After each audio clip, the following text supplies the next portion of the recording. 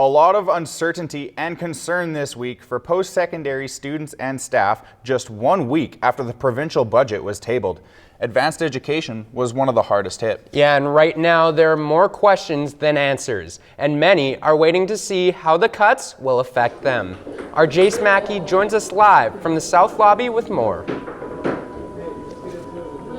This week, meetings were held at post-secondary schools to help give students insight and to curb speculation.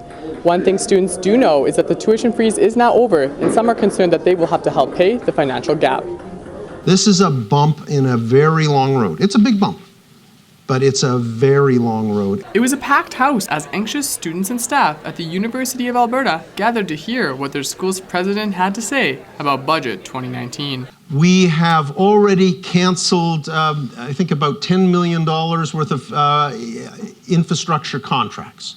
So that big cut that we've got in infrastructure, we've been able to back that off quite a bit. But more is expected. About $44 million in cuts just this year alone.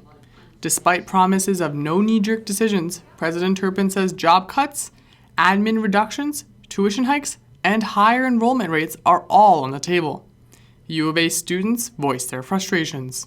I understand that we have to make choices, but I feel like students feel that they are bearing the brunt of these cuts. We cannot expect our students to bear this burden alone.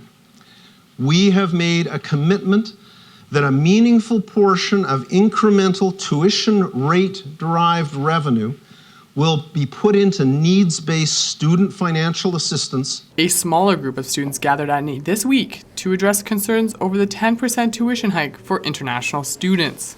Students also questioned NAIT about domestic tuition and how much more they'll be expected to pay. So our approach to domestic tuition, we still have some work to do to investigate what that's going to look like in future years. While NAIT is still going over the numbers, NAISA is speaking out, saying students should not have to pay the price to cover the cuts. NAISA, along with many other post-secondaries, were invited to a conversation with the Minister of Advanced Education, and the minister stated that he expected institutions to find alternate cutbacks with administration prior to trying to increase tuition for students. While NAIT isn't saying much right now while they're still going over the numbers, it has been said that the cuts will be strategic and not a one-size-fits-all approach. The University of Alberta president says that they will be releasing a more detailed plan in November, so we can expect NAIT to have more to say on this in the coming weeks. The University of Alberta also released a new website, uab.ca/budget, where students can see detailed budget information, ask questions, and submit suggestions during this budget process. How big were the cuts to NAIT compared to other institutions in Alberta?